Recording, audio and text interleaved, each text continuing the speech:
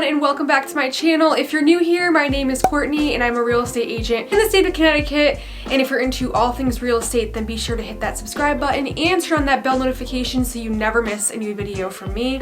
Today I'm going to be discussing the things I wish I knew before becoming a real estate agent. I think that this will help any person who's looking to become a real estate agent, and it'll be helpful to know this beforehand and not once you're in it and learning it that way.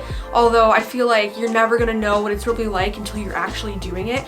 But I hope that the things that I say actually give you a heads up and kind of give you a feel for what it's like to be a real estate agent and what to look out for and what to be prepared for. So we'll just jump right into this. All right, so number one is you need to know how to run a business. So like a 9-to-5 job, you're not running a business doing marketing and doing social media and all those types of things. You work for a business and you do one element of that business most likely. But with real estate, you really are running your own business. You may be part of a brokerage, but you have to know how to use social media to your advantage, know how to market yourself, because there probably is a lot of people in your brokerage that, you know, are competing against you to get these homes sold or to get listings and things like that.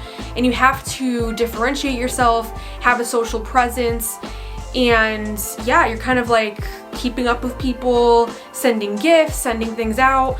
You're just basically running your own business, and the product is you, not real estate. It sounds kind of weird, but you know, there's so many people, so many agents out there, and when someone's looking to buy a house, you can go to any one of those people and they could do the same thing. But the difference is that whether they want to work with you or they want to work with someone else, and what is going to make that whole situation and whole process easier, less stressful, more enjoyable. So you really have to know how to run a business for the most part. Another thing is that you have to keep track of, you know, your data, how many calls you're gonna make. You have to keep track of your numbers. You have to keep track of your taxes, your income, budgeting, things like that. So you're kind of like on all fronts of this whole thing. So you're doing budgeting, you're doing marketing, you're doing public relations, you're doing the whole thing. I know that, you know, your brokerage probably does a lot, but it has like a name for itself as well. But like I said, there's so many agents that fall into that category that you really have to differentiate yourself and keep track of the things so that you're monitoring your progress, monitoring your success, seeing where you need to do better and improve. You have to keep track of your finances. So it really is something tricky, something that you wouldn't necessarily do if you were doing a 9-to-5. You would get your paycheck, you would have all those things already kind of done for you. And that's kind of hard coming straight out of college and having a job where you have to run basically your own business. You know, you're buying letters to be sent out, you're sending out emails, mass emails. It's just a lot of things to think about. So you really have to know how to run a business, look at it with that mindset, not that you're an employee and that you're working for a boss or a supervisor, but that you are the product and there's so many different elements you have to take care of in order to get your business up and running and, you know, be known in real estate and do well. Number two is that your friends and family may not want to work with you, or you may not want to work with them. So I thought, you know, hey, it's good to market to your sphere. Nothing wrong with that. You know, let everyone know that you're an agent. Sometimes your first clients are from your sphere and you work with a family member or a friend of the family. That might be the case, but it's not going to be the case in every situation. It's not going to be the ideal situation that you're probably thinking of. So business and family, they don't always mix. Business and friends, they don't always mix when it comes to someone spending their money and someone trying to, you know, help them do that. It kind of makes a rift between them. And I've seen many people, you know, get into situations with their family that they're very unhappy, and that people have lost friends because of doing this. Maybe a friend used a different agent, or maybe they worked with you, your friend worked with you, and something happened during the process and the transaction that led you to have an argument, and now, you know, you're not as good as friends or friends at all. So just to let you know, it's not always best to work with family, and sometimes people won't want to, and they want to work with someone that doesn't know their financial situations and things like that. So it may not be as easy as telling your aunt, your uncle, or your neighbor or your friend that you went to school with, hey, I'm an agent, and they're gonna use you right off the bat. Sometimes it doesn't work that way, and sometimes it's not meant to work that way, and just have that mindset going into it so you're not disappointed like I was. When I heard some other people were using other agents besides me, and they're literally my family member, I got upset because I'm like, why would they ever use someone besides me?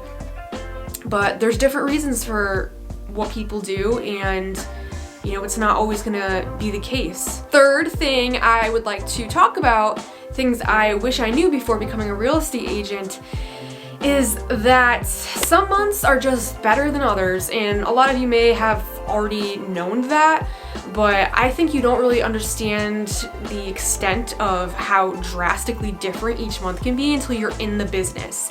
So there was one month that I had 5 closings in one month, and there was one where I had 1 or 0, and it makes a difference, obviously. And I feel like you'll realize when you're in real estate that you'll feel like one month, oh my goodness, like I feel like I'm not doing anything, and start getting anxiety and questioning whether this is the right career for you or the right path for you. And trust me, I've been there, I've done that, I still do that today. When I'm not having a good month or a good week or a good day, I'm like, why am I in this? Why am I doing this? Am I making the right decisions? Should I do something else? And it's when you have those good days and those good months, you're like, hey, maybe that was just a bad month and I needed some time for myself, or whatever the case may be. And then kind of like when you have those 5 closings and you're having a lot of things go under contract, you're like on this high and you're like, this is the best thing ever. So some months are better than others, not only for income and sales, but also mental status. I guess it depends on you as a person and if you're easily affected by those types of things. But for me, I think that it's kind of like an emotional roller coaster where one day, 1 month, 1 week is like super awesome, everything's getting accepted. And then there's times where you're like, I feel like everything is going wrong. I'm in like in the middle of a dodgeball game, and like people are throwing balls at me from every direction, and it like everything keeps going wrong. So definitely don't feel like you're the only one if you feel like you're in that situation, because this happens to a lot of agents. And if you are an agent, leave a comment down below and let us know if this happens to you or if I'm just crazy.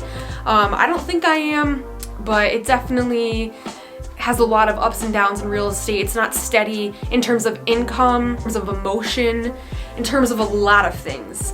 So definitely keep that in mind. If you're someone who is really, like plan, like super, I don't know, you want this routine, things like that, then, it might not be the type of path for you, the career choice for you.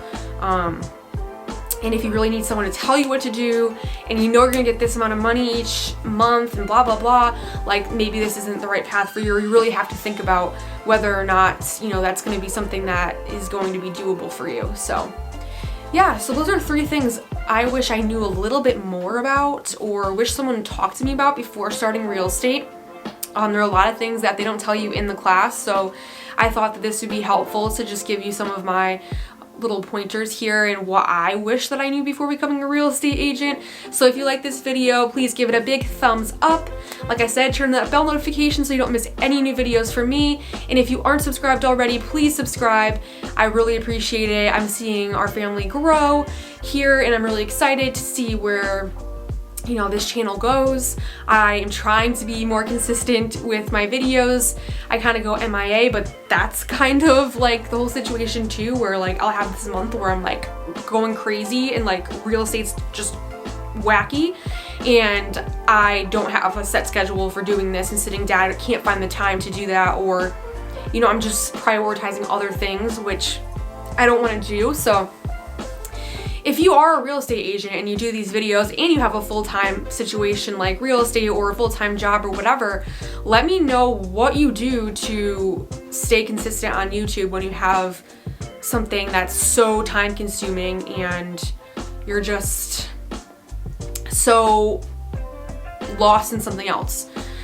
Let me know. What I've decided to do is kind of like film in advance, kind of film a couple of sit down videos like this in advance so that I can, you know, sprinkle them when I have some downtime and I'm not going crazy with real estate. I can sit down and talk to you guys and have a couple of things in one day so I don't have to, you know, think about sitting down when I'm really busy. So let me know if you guys do that, if you're a YouTuber, you make videos, real estate or not, just let me know in the comments. I really need some help with this. So yeah, I hope you guys enjoyed and I'll see you next time.